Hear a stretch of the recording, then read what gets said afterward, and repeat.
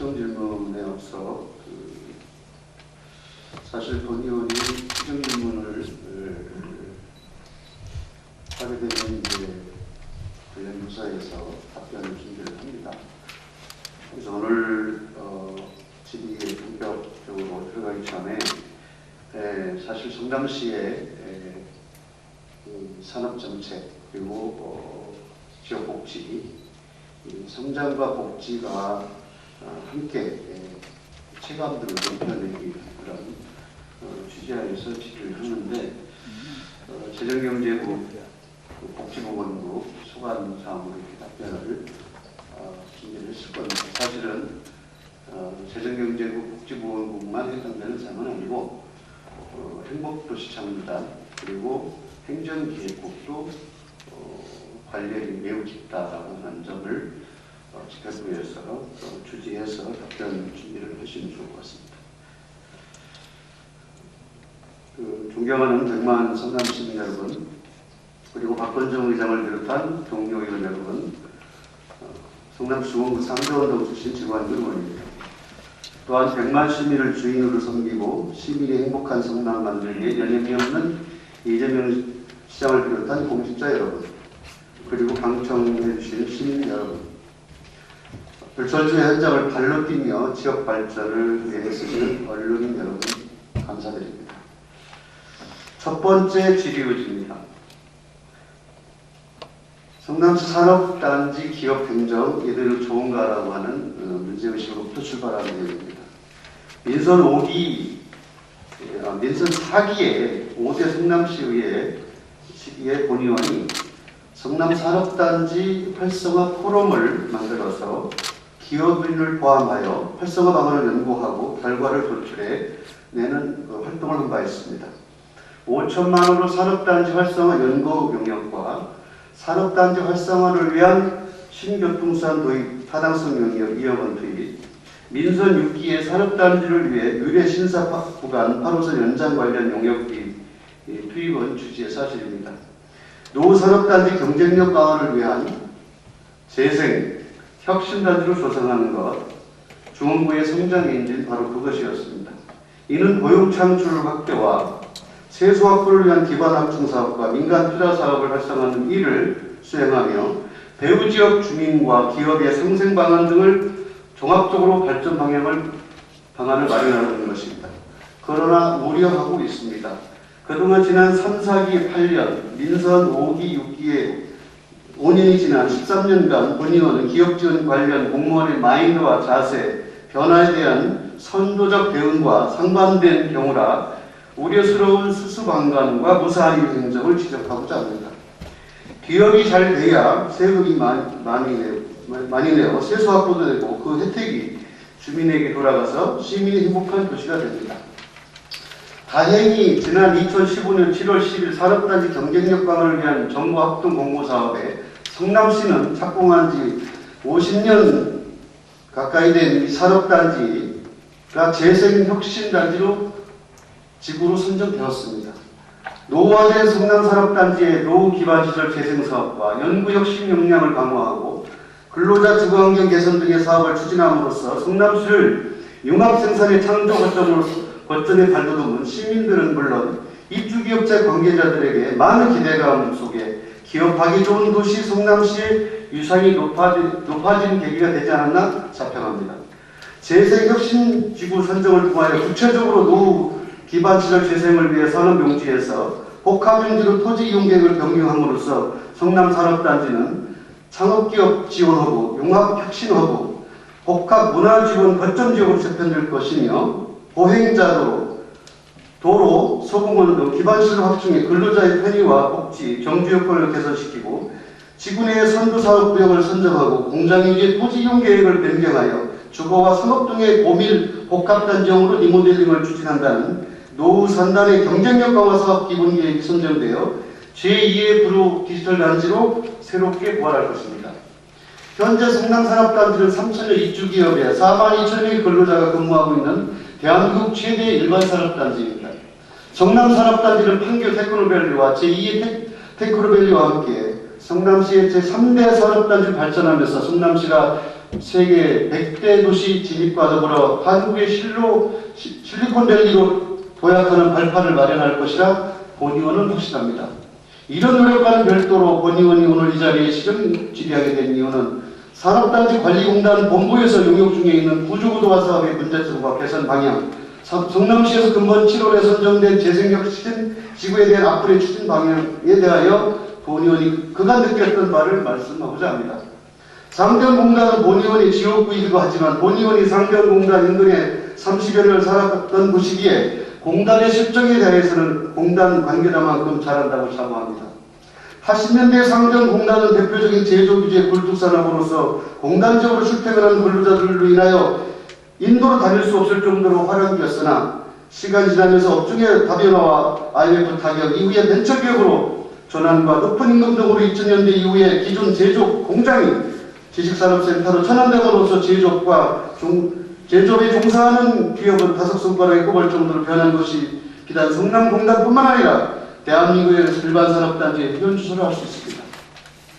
중앙정부에서는 노후된 산업단지의 입주업종 보부 가치화와 기업적 서비스의 강화, 근로자의 정주여건 개선, 산업 직접 기반 시설 및 공공시설의 유지 보수 및 개량 확충 등을 통하여 기업체의 유치를 촉진하면서 입주기업체의 경쟁력을 높이기 위하여 착공한 20년이 경과된 국가산업단지 및 일반산업단지에 대하여 10년 단위로 산업단지 구조구도와 계획을 수립하여 2년 이내 관리권자에게 보고하도록 산업 직접 활성화 및 공장 설립에 관한 법률, 일명 사직법을 2014년 1월 20일 개정한 바 있습니다. 구조구도화 사업이란 기존 20년 이상 노후화된 산업단지의 업종 재배치와 지원실 추가 설치 등 새로 위하여 산업단지의 현대화를 유도하며 그로 인한 지역경제 활성을 도모하고자 2009년부터 시범사업을 통하여 현재까지 5개 국가산단에서 진행해왔으며 최근에는 9개 국가산단을 대상으로 진행하고 있습니다. 우리 시는 2014년도에 성남산단의 구조구도화 사업계획을 위하여 일공단 성남산업공단 본부에 용역비 1억 5천만 원을 지원한 바 있으며 이것이 출연금인지 보조금인지 명확하지 않고 있습니다. 공단본부에서는 2015년 4월에 3억 원에 수요되는 용역사업을 공단본부 앞에 있는 조그마한 게시판에 입찰 공고한 후에 성남시 전문 용역업체가 아닌 서울 소재 회계법인이 용역을 발주하여 금년 10월 용역 완수 예정으로 현재 진행 중인 걸로 알고 있습니다. 10월까지 용역 완수가 가능한지 여부와 용역사업을 어떻게 진행하고 있는지 문제점은 없는지 집행부에서는 어디까지 파악하고 있는지 본 의원은 묻고자 합니다. 공단에서 용역을 발주했어도 시 예산 1억 5천만 원 지원된 것이며 민선 6기 공약사업하고도 아주 밀접한 관련이 있다는 것을 명심하시어서 집행부의 담당 부서에서는 실효성 있는 면밀한 체크를 해주시길 바랍니다. 화면에 민간 한국산업관리공단에서 국가산단 추진 시 업무 매뉴얼상 진행도가 있습니다. 우리 의원들께서는 참고하시면은 이 절차가 어떻게 이행되어지고 어떻게 실효화되어질 수가 있고 어떻게 실효성이 되어지는지에 대해서 알 수 있는 사항입니다. 국가산단의 구조구도화 사업이 우리 성남산업단지 일반산업단지가 실제 법적 의무사항임에도 불구하고 성남산업단지 관리공단에 투명하지 못한 집행으로 말미암아 우리 성남시가 주도하여서 노후산업단지 경쟁력 강화를 위한 사업계획을 정부 합동으로서 선정된 바 재생혁신단지로 선정해서 추진한다는 것이 우리 성남시의 계획입니다.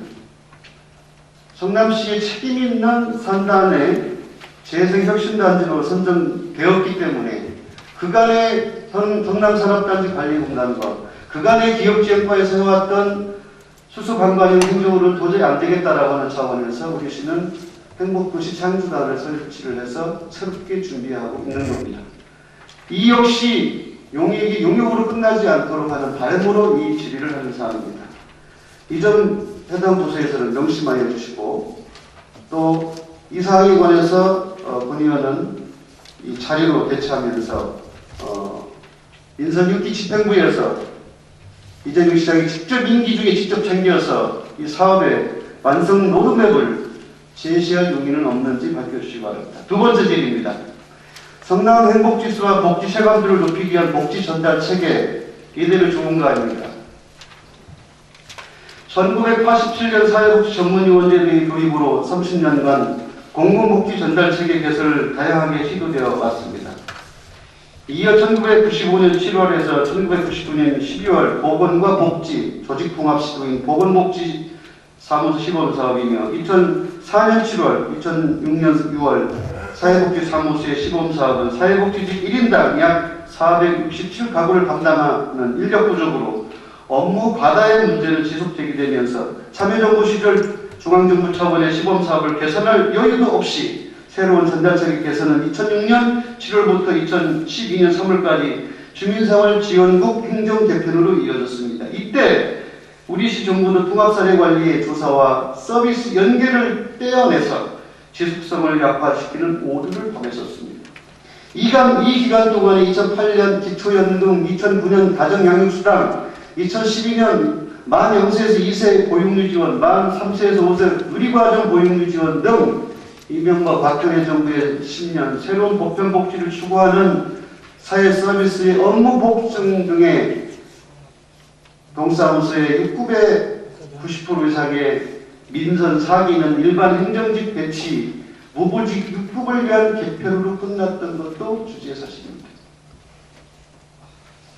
한편 사각지대의 중복성 문제를 해결하고 복합적 욕구의 사회관리 전문성을 높이는 차원의 경기도의 무암돌봄센터 사업은 지역사회보장협의체는 회의 구조에만 의존하는 의사결정 제도와 정보 공유의 제한 등으로 일상적 사회관리 기구로서는 부족하며 지역복지계획 수립과 지역사회 자원 공유를 하지 못한 채 그 한계를 면치 못할 것입니다. 박근혜 정부도 2012년 4월, 2014년 4월 희망복지지원단의 전달체계 개편도 사회복지 재정과 사업 수익 증가, 복지 이용자의 세배 증가는 여전히 복지 인력 부족과 사례관리의 전문성 지도, 감독의 장애물인 순환 모직 문제, 민관의 사례관리 이중화, 연속성의 단절은 시민의 입장에서 통합 서비스를 받기 힘든 구조입니다. 2014년 박근혜 정부의 국민 중심의 맞춤형 복지 전달체계 개편은 동마을 중심의 복지 기능의 방안으로 복지 체감도를 높이는 방안을 사회보장위원회에서 심의 의결되었습니다. 그러나 2014년도부터 13년간 사회복지 공무원 확충 및 관리 방안을 마련했지만 시행계획의 구체화와 시정부의 구청 근무와 동근무에 따른 차별을 없애는 인사제도, 인사조직제도의 개선과 연계해서 추진해야 할 것입니다. 결국 보건복지부의 지역사회보장협의체 전달체계 개선과 경기도의 무암돌봄센터 기능의 역할이 퍼즐이 맞지 않은 채 우리시의 보편복지 확대에 따른 준비된 성남형 복지 전달체계 마련은 뒤늦게 준비하고 있지만 문제점이 나타나고 있습니다. 그 혁신 과제를 제시하고자 합니다. 우선 첫째, 2015년 2월에 용역 발주를 해야 됨에도 불구하고 조직 개편을 우선하여 행정기획국에서는 전달체계 개선 연구 용역은 현재 하고 있고 뒷북 행정이었습니다. 둘째, 보편복지 확대로 인력 확충 등 동마을의 복지기능 강화에 시뮬레이션을 해야 함에도 불구하고 구청 단위의 우선 복지지원과 신설은 주민 밀착형 동별 기능 강화로 체감도를 높이는데 그 한계를 지닌다고 볼 수 있습니다. 따라서 생활 권역별 동단위 인력 배치와 민간 협력 구조로 가야 실효성을 거둘 것입니다. 한편 이재명 시장의 공공성 강화 정책인 복지 브랜드인 사모 및 신생아에 대한 공공산후 지원 확대, 중학생, 신입생 전체 교육 지원, 청년들에 대한 기본수당 배당 등 기분 좋은 행복 택배 상품은 직접 비용을 투입해서 시민 체감도를 높이고자 하는데 이에 대해서 그간의 사회복지, 지역사회복지 4개년 계획, 복지계획의 과 보건계획이 연차별 계획에 혹은 민간 공공영역에서의 협치구조인 지역사회보장협의체에서 활발한 피드백을 통해서 반영해야 됨에도 불구하고 누락되는 지역복지계획과 연차별 계획 수립, 공식적 모니터링 없이 지역복지 계획, 지역보건 계획 수립 등은 바로 부실 행정이었습니다. 따라서 중앙정부인 사회보장위원회 협의회를 뒷받침할 수 있는 것은 지역복지계획과 지역보건계획을, 통합계획을 4개년 계획과 연차별 계획으로 뒷받침해야 민관협치의 순기능을 최대한 발휘해서 이재명 시장이 추구하는 보편복지가 시민들에게 체감들을 더 높일 수 있는 보조수단이라고 판단되어집니다. 이에 대해서 왜 반영을 못했는지 밝혀주시기 바랍니다. 나머지 성남시 지역복지 발전과 공공복지 전달체계 문제점과 혁신과정에 대해서는 본 의원이 보건복지부 전달체계와 경기도의 전달체계, 성남시 전달체계를 분석한 내용에 대해서 현재 상황을 진단한 내용과 문제점이고 그 전략과 방향에 관해서 정리된 내용입니다. 이 내용에 대해서 집행부와 우리 동료 의원님들께서는 참고하셔서 우리 의원님들이 각 동별로 주민들의 복지 체감도를 더 높여내기 위해서 어떻게 해야 될지에 대한 중요한 참고 자료이기 때문에 전략과제와 운영 방향에 대해서 참고 자료로 제출하는 사항이 되겠습니다. 이래서 시민이 행복한 성남, 시민이 주인은 성남에 우리 시 대한민국의 복지 중심 성남 최고로 만들기 위해서는 복지 전달 체계가 어떻게 전환돼야 되는지에 대해서 본 의원이 의견을 제시하고 이에 대해서 구체적으로 이게 어떻게 진행될 것인가에 대한 시장의 답변을 바라겠습니다. 이상 질의를 마치도록 하겠습니다.